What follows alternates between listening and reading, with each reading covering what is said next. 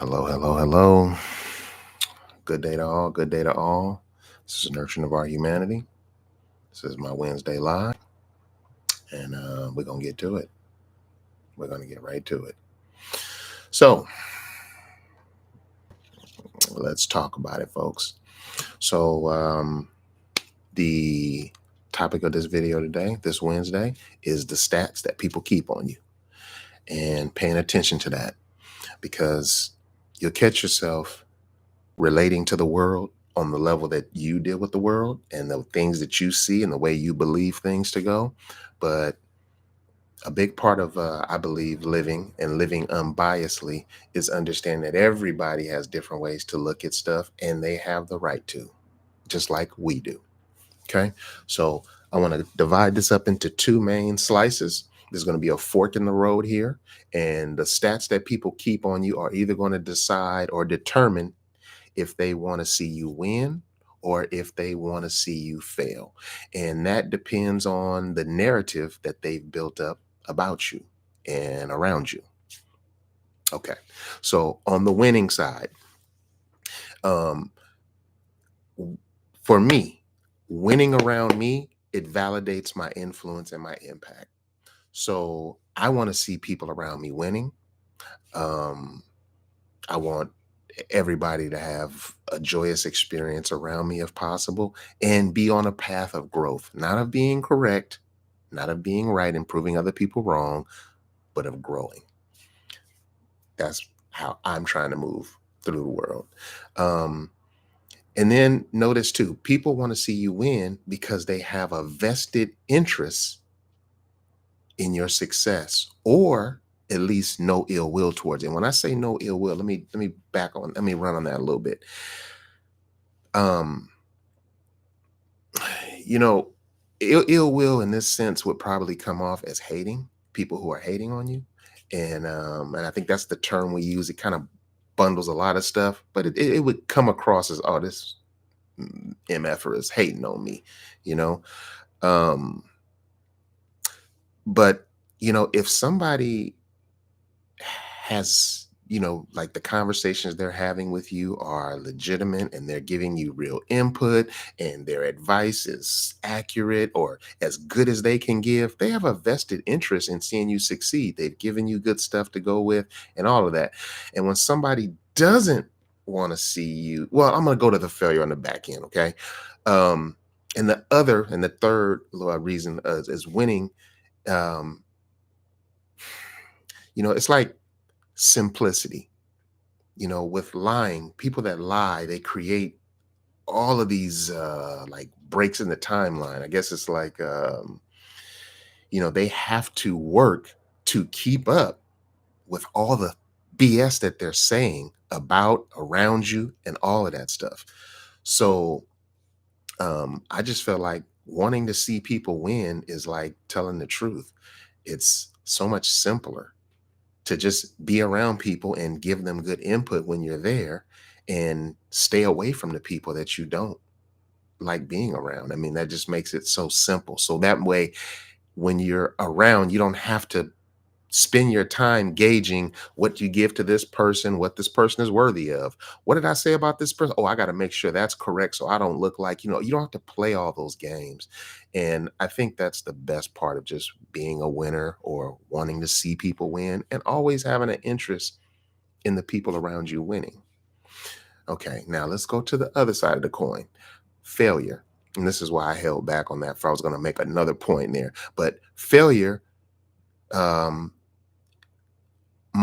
I would think people will want to see you fail. This is, of course, if they know you, because of what they've been telling other people about you, the way they talk about you when you're not around.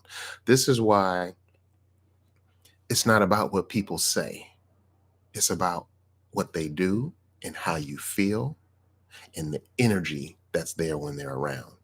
And when people are moving in fear, and I mean, this is start with fear. Like, fear is the driving force for so many things that are impulsive, irrational. Um, Fear does all that. It's a ticker, a timer going on in somebody else's head that's not going off in other people's, but they're dealing with that. Okay. Now, these might sound familiar to you if you know where they're from. The seven deadly sins, but I'm not going to use all seven of them. But I'm just going to use, for example, a reason people would want to see you fail is because of their pride. And that pride can come from dishonesty and the fact that they're lying on you and saying this person don't know nothing and they don't know this and that and they always do this and so and so. And their pride won't let them accept that they're wrong or that they could have come to that conclusion at a younger version of themselves and they're still standing on that same business, which is bullshit business. And then it could be greed. Um, Greed in the sense that some people want to see you fail because your failure in can mean more for them because they have a vested interest in your loss or you losing or not winning. And like I said, these are the people that are hating on you, and you don't want to be around these folks. And some of them are friends, family, you name it. Uh, f- um, People you're in the bed with, you name it. Okay, people can have this vested interest in you. Okay. Now that's greed. The other one, lust. Somebody can be hating on you because they like you and, or have an admiration for you from a distance. You know, hate is a backhanded, uh, reverse psychology kind of situation. Oftentimes, it really comes from a place of making damn near no sense. Um, so, yeah. So lust, I believe, can be one of them as well. And envy, just outright admiration, and you're not going to understand this because people who don't communicate effectively, can't dig into themselves, figure out what they're thinking, put it into words and share it. People who can't do this for whatever reason, whether they're afraid, whether it's pride, greed, lust, envy, any of that stuff,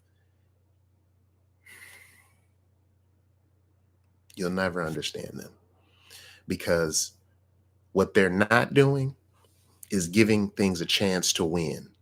They're setting the table against the win because they want to see it lose because they're vested in, yeah, see, I told you, look at what they're doing. They're vested in that. So they're actually helping and inching things in that direction.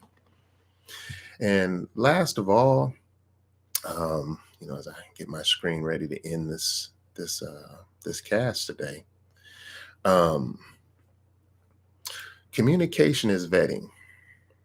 And vetting is not just something you do for jobs. Vetting is not just something you do um, in relationships. It's not just something that's done, so vetting or getting to the bottom of it or getting information is about communication. And like I said, this is really the key pivot here is communication or lack thereof. And, people that can't communicate are coming to a miserable end all the time. And they're always confused and they're agents of confusion and they bring confusion everywhere they go. Um, and I feel sorry for people who are too fucking weak, too punk ass to say what they need to say to the person they need to say it to and really spend 5 to 10 times, maybe 10 times as much time telling other people what they think about this person and what this person means and what this person did in zero time telling the person that they need to. That's a sorry pussy punk ass position to be in life. And what a waste of existence. I hate that I had to end with the failure part, but let's just remember this is just a Wednesday live. This is just a rant, things that are on my mind, situations I'm going through. Until next Wednesday, I'm out of here. Holla.